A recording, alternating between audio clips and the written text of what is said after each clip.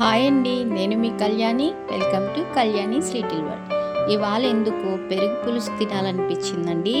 అందుకని చకచకా చేసేసుకుంటున్నాను. 10 నిమిషాల్లో అయిపోతుంది.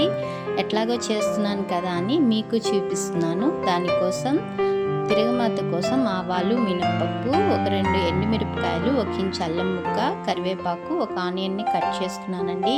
ఒక్క స్పూన్ ఆయిల్ వేసుకొని ఆవాలు, మినపప్పు, మనం తీసుకున్న అల్లం, ఎండుమిరపకాయలు, కరివేపాకు వేసుకొని, పచ్చిమిరపకాయలు ఉంటే పచ్చిమిరపకాయలు కూడా వేసుకోవచ్చండి. అట్లాగే మనం కట్ చేసుకున్న ఆనియన్స్ కూడా వేసుకొని, ఆనియన్ మరీ రెడ్గా ఫ్రై అవసరం లేదు, లైట్గా ఫ్రై అయితే సరిపోతుంది. ఇప్పుడు కొంచెం పసుపు కూడా వేసుకొని, చూస్తున్నారు కదా, ఇలా ఫ్రై అయితే చాలు. ఇప్పుడు గట్టి పెరుగుని ఇలా బీటర్తో ఒక్కసారి ఇలా బీట్ చేసుకొని వేసేసుకోవాలండి. మజ్జిగలాగా చేయొద్దు, మజ్జిగలాగా చేస్తే చప్పగా ఉంటుందండి. గట్టి పెరుగుతోనే చాలా బాగుంటుంది. ఇలా పెరుగు వేసేసుకొని సరిపడినంత ఉప్పు కూడా వేసేసుకొని ఒకసారి కలిపి గ్యాస్ ఆపేసుకోవడమేనండి.